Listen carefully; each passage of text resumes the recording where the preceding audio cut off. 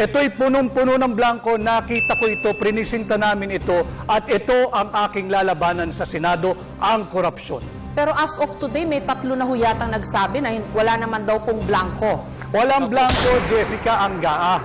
Ang pinapakita namin blanco ay yung Bicameral Conference Committee, yung enrolled bill na naging GAB, yung General Appropriations Bill.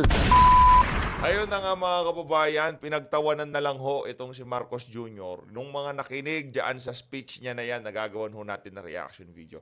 At ituloy ho natin ang pagtatanong ng mga anchor ng GMA7 dito sa ating mga kandidato, kagaya niyang si Atty. Vic, ito si Senator Bato, at nitong si Atty. Jimmy Bondok. Pero bago ho yan mga kababayan, isang like at isang subscribe. Masaya na ho tayo dyan sa mga gusto sumali sa ating community. Alam nyo na ho ang gagawin para kayo hong pinakaunang makakita sa ating mga reaction video. Click nyo lang ho yung join button sa baba. Shoutout ho muna natin ng mabilisan yung mga kasama natin dito sa PH Update na talaga na mga napakalupit kung sumuporta. Dito kay Sir Joel, ha? Thank you so much PH Update. You're the best. Lagi ako nanonood sa'yo. We support and solid Duterte. Maraming salamat, sir. Nakikita ko, sir, suporta nyo, no? Nakikita ko. Maraming salamat, Sir Joel. Sir Joel Arliano, maraming salamat. Oh. Mabuhay ko kayo. Ingat po kayo dyan sa gitnang silangan. Maraming salamat. Oh. Mega love shoutout din ho dito kay Hayashi Cecilia. Mamaya si Cecilia, maraming salamat ho dyan sa 500 yan. Mega love shoutout. Maraming salamat din dito kay Sir Jordan Cabico. Siyempre, hindi mo mawawala yan. Laging nandiyan yan si Sir Jordan. Sir Jordan, maraming salamat to. Mega love shoutout. Magkasunod ho yan eh. Sir Jordan Cabico, maraming salamat. Mega love shoutout. Ingat ho kayo dyan sa Japan ha. Maraming salamat to.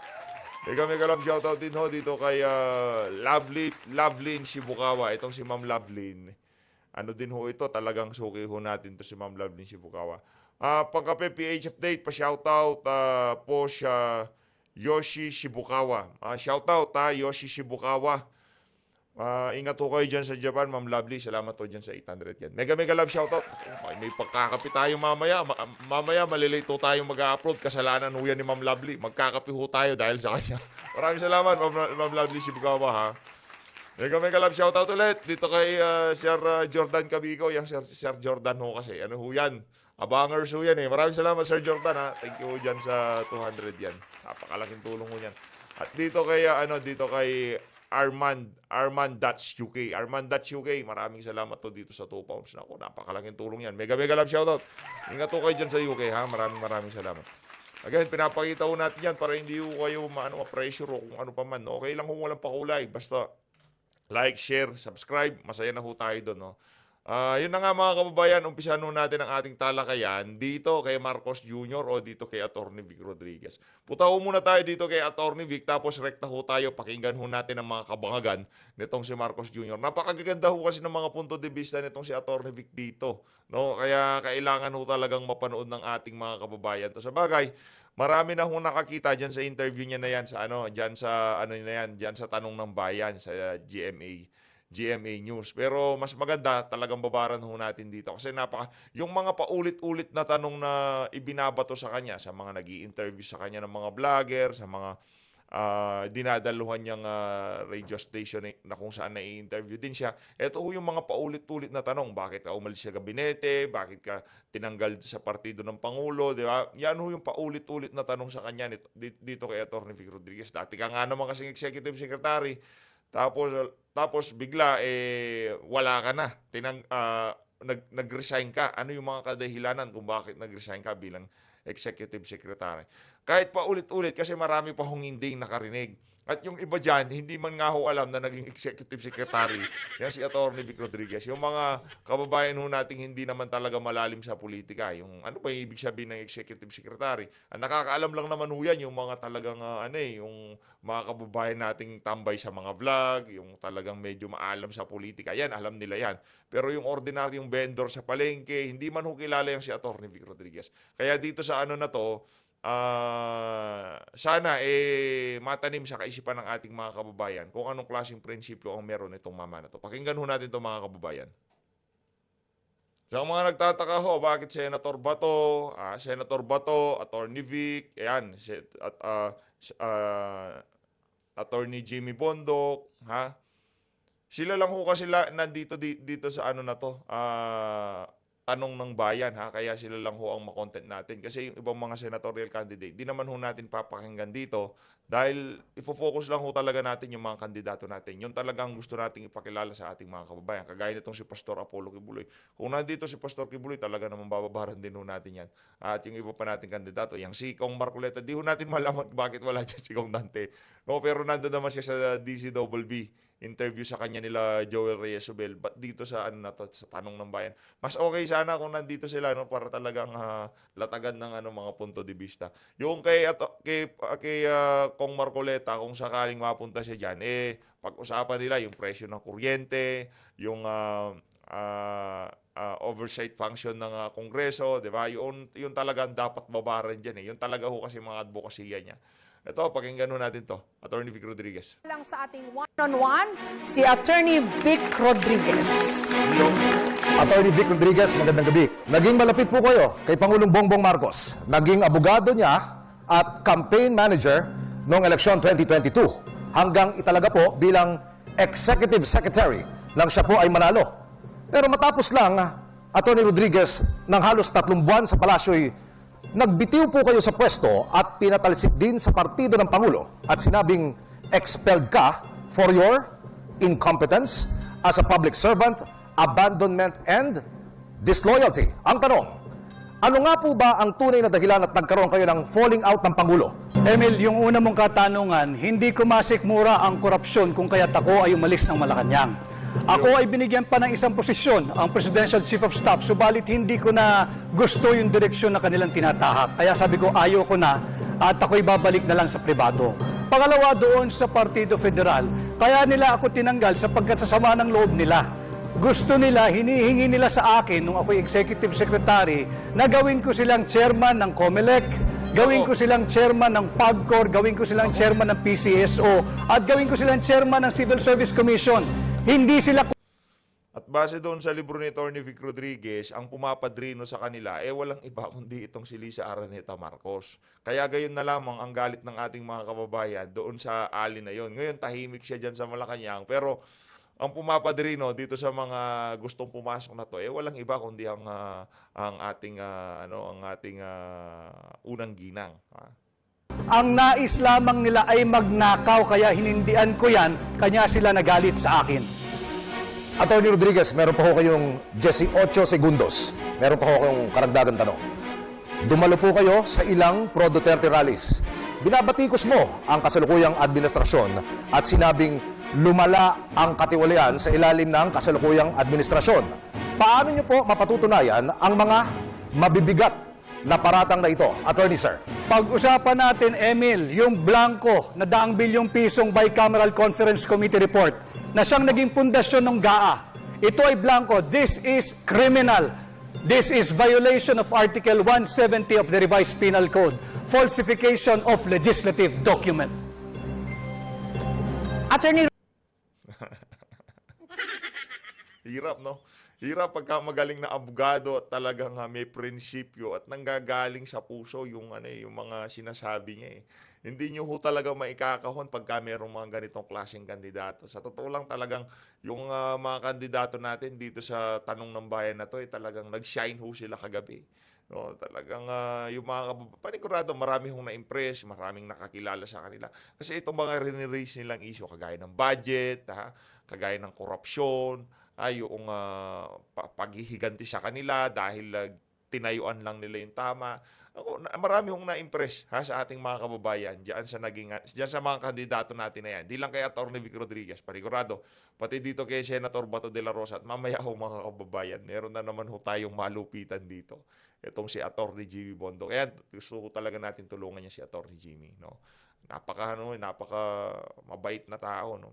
Simple lang ho yan si Atty. Jimmy Bondo. Kaya talagang hanggat maaari talagang tutulungan ho natin siya dito sa PH. Tulungan nyo rin ho siya, no. Ipakilala nyo ho siya.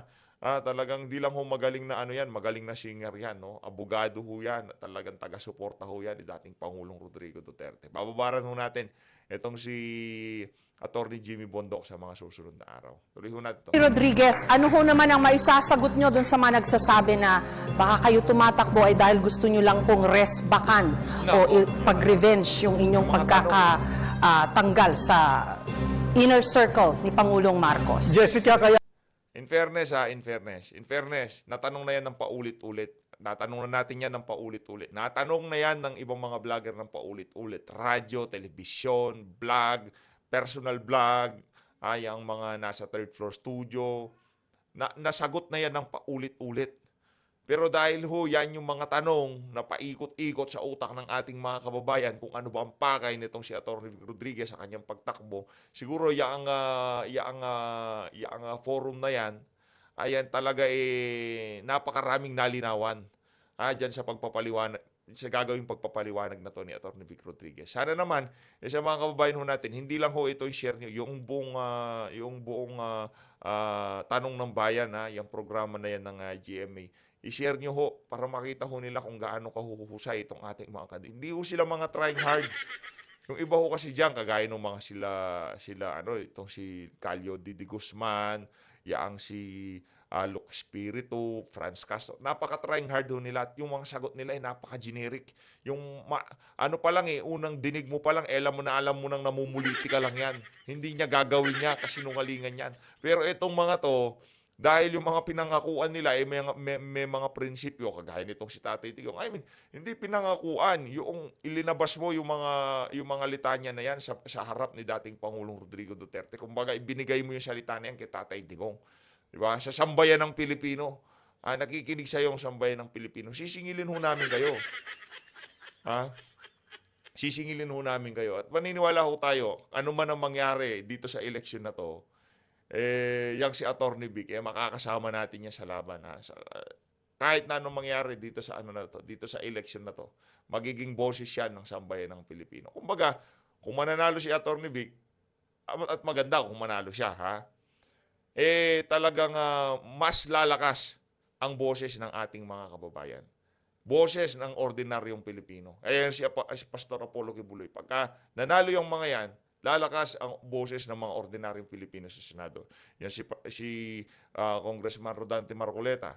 Talagang kinakampanya natin si Senator Bato de la Rosa. Naku, mamaya Senator Bato. Pandiinan din niya sa ako tinanggap ang hamon na pamunuan ng tunay at maisog na oposisyon para labanan ang korupsyon. I have just mentioned kay Emil yung kalokohan dito sa 2025 budget. Ito'y punong-puno ng blanco, nakita ko ito, prinisinta namin ito, at ito ang aking lalabanan sa Senado, ang korupsyon.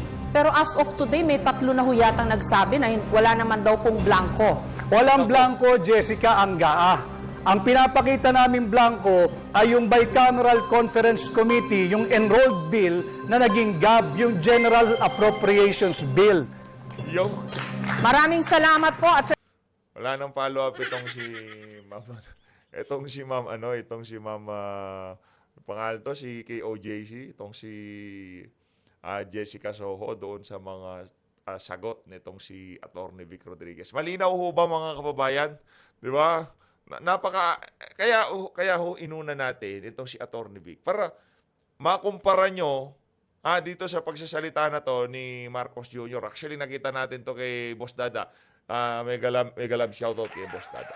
Nakita ho natin tong niya na to, itong vlog niya na to Pakinggan ho muna natin to para makita niyo ho kung gaano kabangag itong presidente na to. Siya na ho natin to mga kababayan. Ito na ho mga kababayan. Nagpakilala ho pala sa kanya itong mukhang Walking Dead tong itong si Lagdameo. Tingnan niyo naman ho mga kababayan. 'Di ba? Para kahit tinalaki, papasok sa butas ng ilong nitong mama na to Ibang klase Land R. Marcos Jr. Grabe naman yan. Lagdameo. Grabe, daming pondo. Partido Federal Maraming ng salamat Pilipinas. sa PFP. kay Secretary Anton Lagdameo. Nakitang palingbig doon Sa iyong introduction at andito naman nandito ang ating top 3 senators. Nandito si Senator Francis Tolentino, nandito si former DILG Secretary Ben Abad. Si Mangga, isa rin niya manggagamit. Wag niyong iboboto yung Tolentino na yan. Ako, ginamit lang si Tatay Digong. Di mo manalo-nalo na senador yan. Nung si Tatay Digong na nagtaas ng kamay niya, ayun, sure ball siya. Kasi nga naman, nawala ng boto yung 8 Diretso nung panahon ni Tatay Digong. Kaya kahit papaano, nakasampa siya. Pero dito sa isa na to, Brad, ako.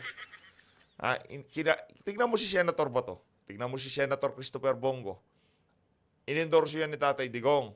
Ito yung mga inendorso niya. Senator Bato, Senator Bongo, Amy Marcos, at itong si Tolentino. Sa 4 na to, 2 na lang ang pumapasok sa survey. Yung hindi nang iwan kay Tatay Digong. Senator Bato, Senator Christopher Bongo. Itong si Manggagamit at itong si Balingbing Tolentino, wala na ho sila sa mga naglalabas ang survey. Yan ho kasi, nakikita ho yan ng ating mga kababayan. Hindi ho natin mapipiki yan. Balos and Senator Manny Pacquiao. Andito. Ito pala si Pulang Kabayo eh. Paano ba yan? Yung binabanat-banatan mo, kapartido mo na. Palakpakan. Makipagsama-sama para sa atin upang tayo, dahil ito na, katapusan na ng Enero, at ilang araw na lang, mag-start na yung campaign period. Kaya baka ito na ang pinakahuli nating pagkakataon na sama-sama at makapagkonsulta sa isa't isa.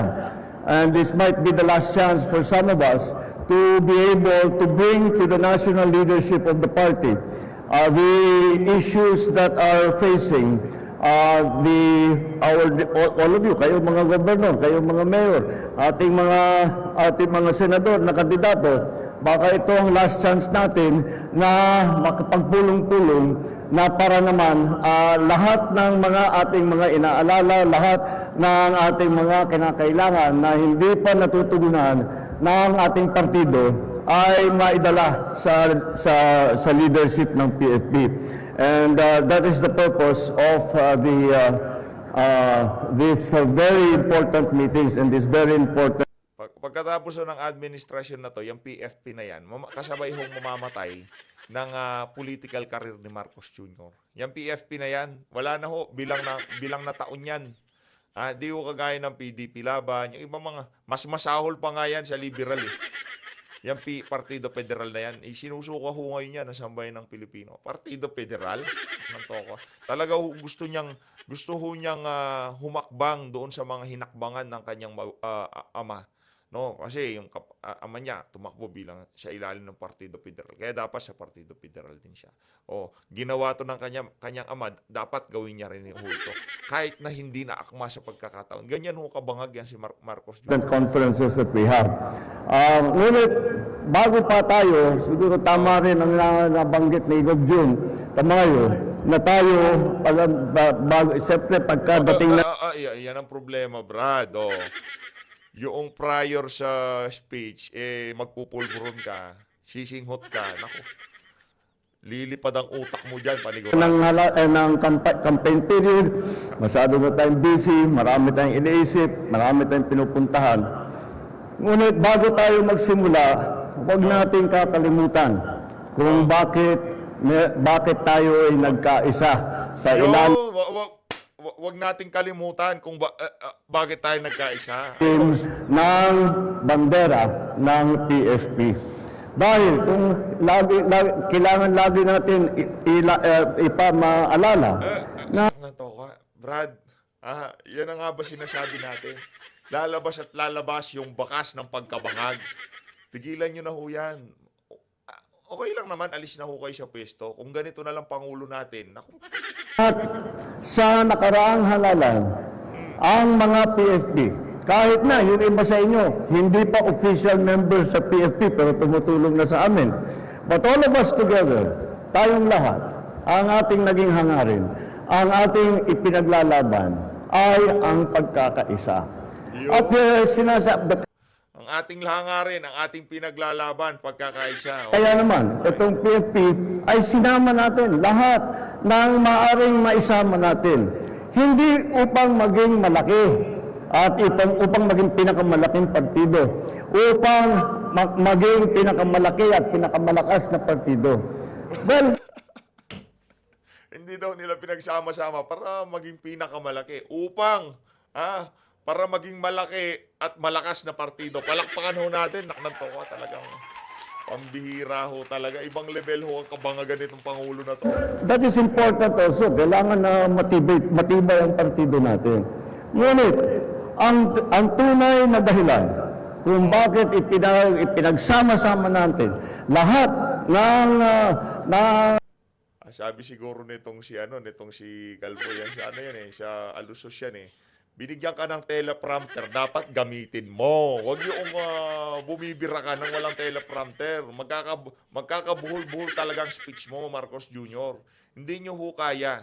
Hindi nyo ho kayang walang teleprompter. Dapat meron kayong binabasa. Yung impromptu, yung magsasalita lang kayo in front of ng maraming tao, hindi pwede yan ganyan. Mauutal-utal ho kayo nakakaunawa sa ating hangarin ng pagkakaisa upang lahat ng tutulong sa atin para sa pagpapaganda ng Pilipinas ay kasama natin at meron tayong sariling plano, meron tayong isang sinusundan na hangarin at layunin para sa ating bansa. Kaya tayo lumalaban, kaya tayo pumasok sa politika.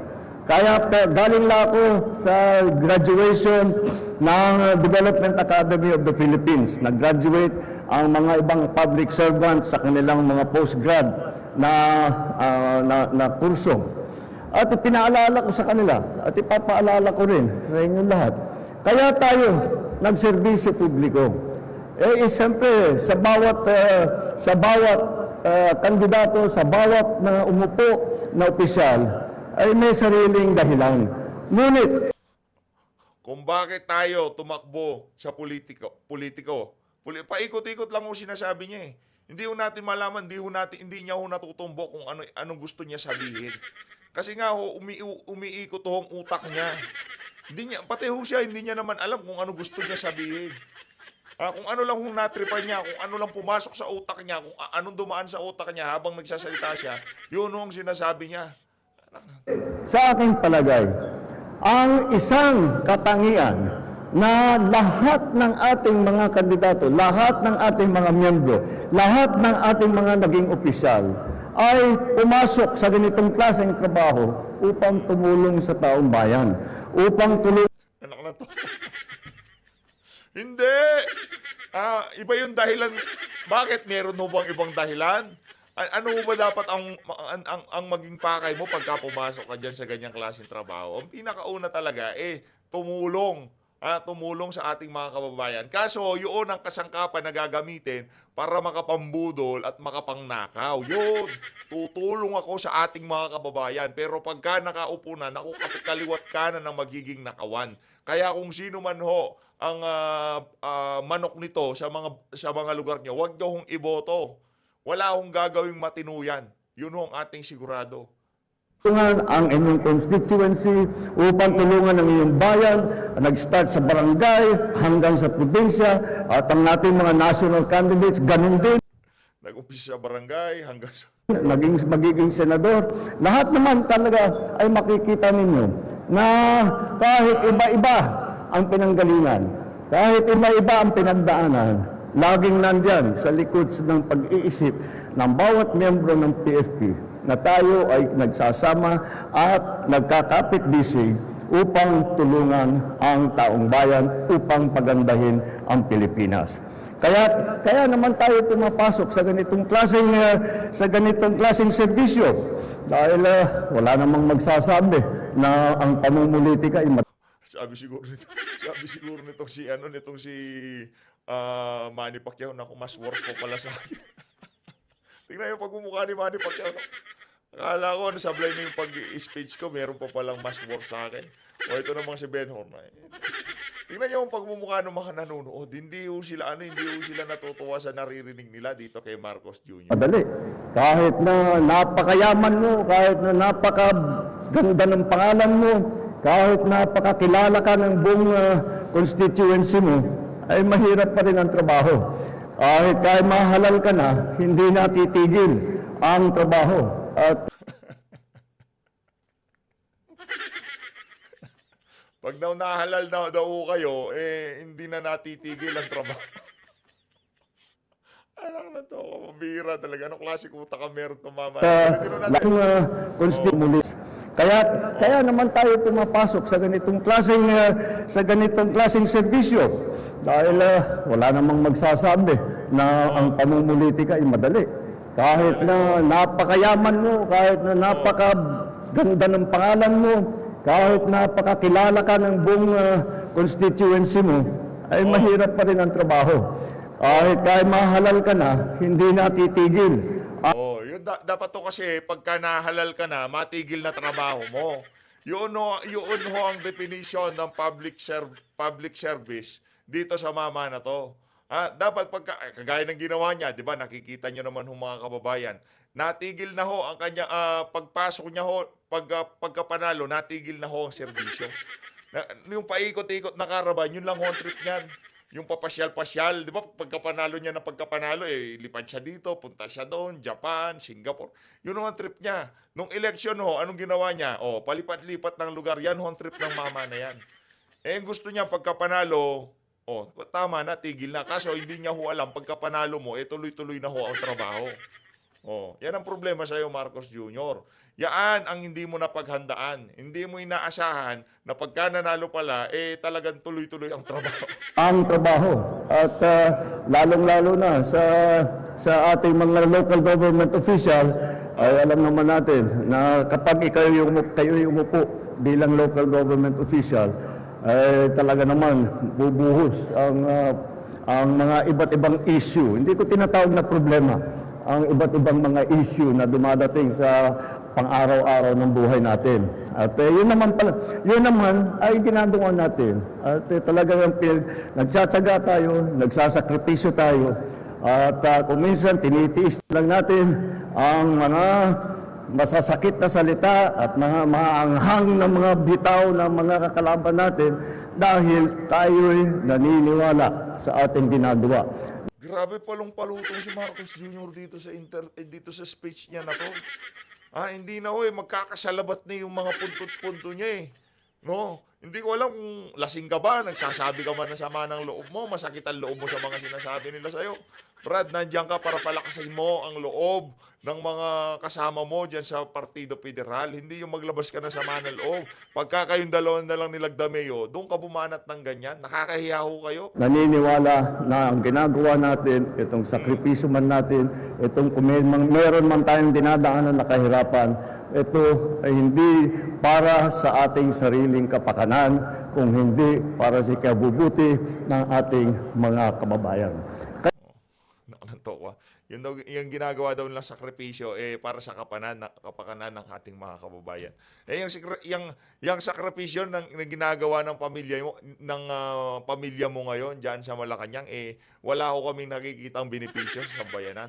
Bagkos yung mga nakapaligid sa inyo, sila lang yumaman. Sila lang ang guminhawa, lalong yumaman ngayong mga panahon na to. Ayun na nga mga kababayan, commentary ako kayo dito sa mga speech na to nitong si Marcos Jr. No, pambihira. Ibang klase ho talaga tong mama na to. Ay bukas nga ho pala no, ayan sila Sir Ibi pupunta ho ata ng Manila itong si Sir Ibi. Dadalo ho siya diyan sa pagdinig ng TRICOM, nitong si Dan Fernandez. Bukas abangan natin kung ano yung mga kaganapan diyan sa House of Representatives. Tuloy na natin itong tanong ng bayan kay Senator Bato de la Rosa ho tayo. Okay? Kaya naman po, Naku. Dito ho tayo. Bato de la Rosa. Senator Bato, may mga source na nag-request ang International Criminal Court o ICC na makausap ang 5 opisyal ng Pilipinas, kabilang kayo, na tumayong Chief of Police nung ipatupad ang drug war. Ang rekomendasyon naman ng Quadcom ng Kamara, kasuhan kayo at 7 iba pa ng crimes against humanity kaugnay pa rin ng giyera kontra droga. Ang tanong ko po, ano po ang inyong reaksyon sa mga natuklasan umano ng Quadcom at sa rekomendasyon na kasuhan po kayo? Halata, Vicky, na ang Quadcom ay binuo ng Speaker of the House para gamitin na panggiba, pangdimulis ng mga Duterte at mga kaalyado. At kaya ngayon, yung 4 na komite na yan, pinagrupo-grupo na, inisa nila, walang ibang direksyon yan, kundi tirahin ang mga Duterte at kaalyado. So, ito'y pamumulitika, halatang pamumulitika. Matagal lang bumaba si Pangulong Duterte, 3 years ago, hanggang ngayon, wala pang kaso na na-file ang DOJ laban sa amin. So, halata po na demolition job ito. This is not investigation in aid of legislation. In fact, this is an investigation in aid of persecution. Investigation in aid of demolition. Sinabi po na sakaling ipaaresto kayo ng ICC ay dudulog po kayo sa Korte Suprema. Correct. Susunod pa po kayo kahit na pabor o kontra ang maging desisyon. Kung magiging pabor o kontra, whatever, basta ang nagbigay ng desisyon ay ating korte, hindi korte ng banyaga. Kung desisyonan ng korte ang aming kaso laban sa akin, susunod po ako. Pero Senator Bato, yung pong ICC, marami na hong naimbestigahan yan throughout history na mga kaso ng war crimes, genocide. Kayo ho, namuno po kayo ng PNP natin. Kayo po ang, at one point, the primary or the top enforcer of the law sa ating bansa. Hindi ho ba ang pagpresenta ninyo ng inyong posisyon sa ICC, naaayon lang dapat dun sa inyong dating tungkulin na to enforce the law? Parang No. may kontra ho doon No. No. Bakit? Because ICC has no jurisdiction over the Philippines. Very clear. Article 127 ng Rome Statute. Sinasabi doon, hindi maabsuelto ang Pilipinas sa mga pangyayari na sakop doon sa panahon na tayo ay membro. But, itong mga investigasyon na ito ay dapat nag-commence before nag-effect yung ating withdrawal. Ang nangyari ngayon, ang investigasyon nila mag-start after the withdrawal. So, walang jurisdiction. Kahit saan tayo mag-abot. Don't you want a chance to explain yourself before the tribunal? No, because I don't recognize their jurisdiction over us. They have no jurisdiction. Maraming salamat, Senator De La Rosa. Nabuhayan ako ng nadugo. Palakpakan natin to si Senator Boto kasi medyo ano po tayo ngayon Kumbaga, no, medyo kumbaga yung momentum natin pataas pa lang, pero doon sa sinabi na ni Senator Boto, approve. Ayun na nga mga kababayan, commentary ako kayo dito sa mga nangyari na to. Maraming salamat to sa pag-support sa PH Update. Mag-ingat to kayo lahat. Mahal natin ang Pilipinas. Maraming salamat to mga kababayan.